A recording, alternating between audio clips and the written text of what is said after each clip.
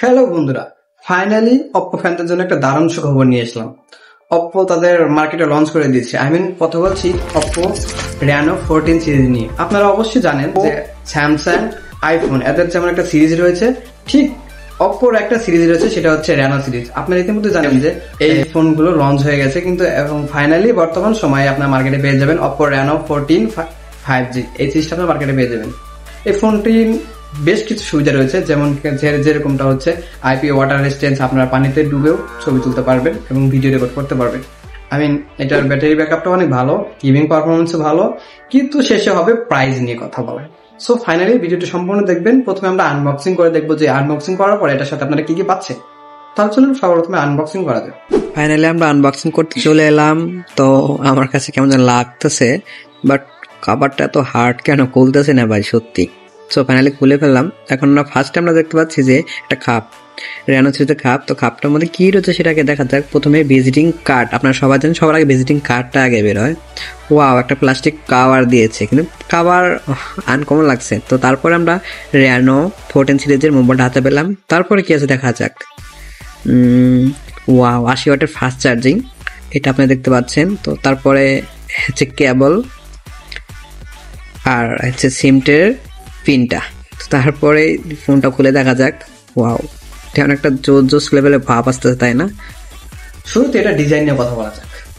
এটা ডিজাইনটা ঠিক, এটার ফ্রেমটা তৈরি করা হচ্ছে অ্যালুমিনিয়াম ফ্রেম, আর এবং এটার ব্যাক হিসেবে পাচ্ছেন আপনার ব্যাক পারে তারা গ্লাস প্রোটেক্টর নিয়ে ব্যবহার করেছে। এবং গ্লাস প্রোটেক্টর হিসেবে আপনার ভাবেন না যে এটা হাতে নিলে হাতে ছাপ পড়ে যাবে, তা না, এরকমটা না। এটা হাতে নিলে হাতে ছাপ পড়ে না, ধরতে গেলে আপনারা ব্যবহার করলে বুঝতে পারবেন।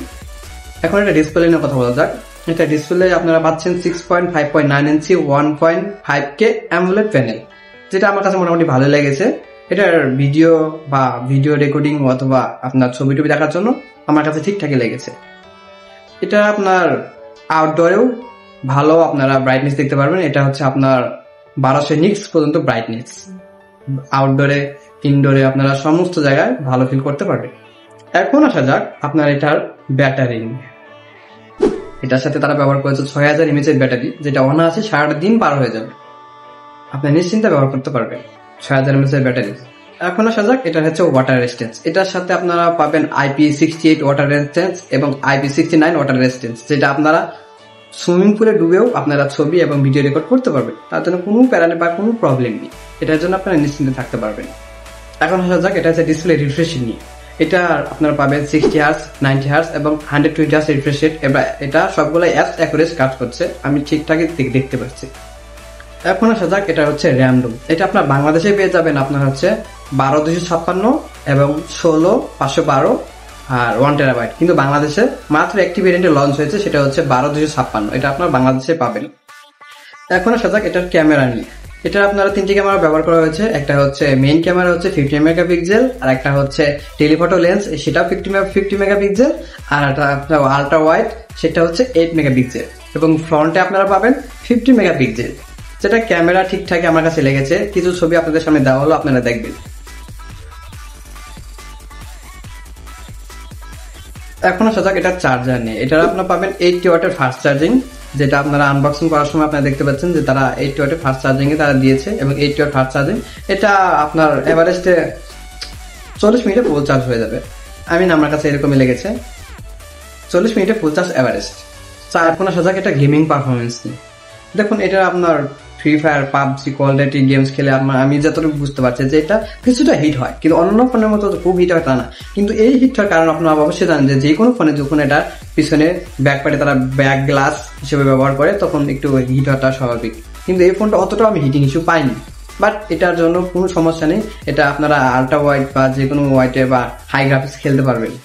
এখন ভাবতেছেন যে সবচেয়ে বললাম, চিপসেট নিয়ে কথা বলছেন এখানে।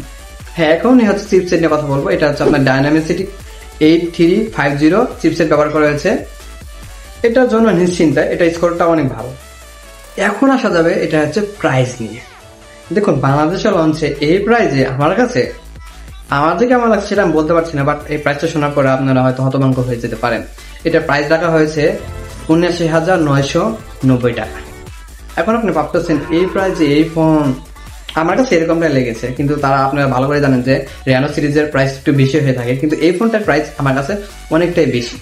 আর এই প্রাইসে অন্যান্য ফোনে যেসব আমরা ফিউচার দেখতে পাই, কিন্তু এই ফোনে কিন্তু অতটা ফিউচার আমরা দেখতে পাইনি। তো ডাইনামিসিটি প্রসেসর এর থেকে আমরা বেশি আশা করতে পেরেছিলাম, কিন্তু রেনো সিরিজটা এরকম করেনি, বাট কিছুই করেন না। আরেকটা অবাক করার বিষয় হলো এই প্রাইজে এটাতে ওয়্যারলেস চার্জিং নেই, এটা আমার কাছে অনেকটা খারাপ লেগেছে। সো বন্ধুরা, এই ছিল অপো রেনো সিরিজের বিস্তারিত আলাপ আলোচনা এবং মোবাইল ফোনটা। তো ভিডিওটি আপনাদের কাছে কেমন লাগছে, আর এই ফোনটি কারা কিনবেন অবশ্যই কমেন্ট বক্সে জানাবেন। আর ভিডিওটি ভালো লাগলে লাইক করবেন, শেয়ারও করতে পারেন, সাবস্ক্রাইব করতে ভুলবেন না।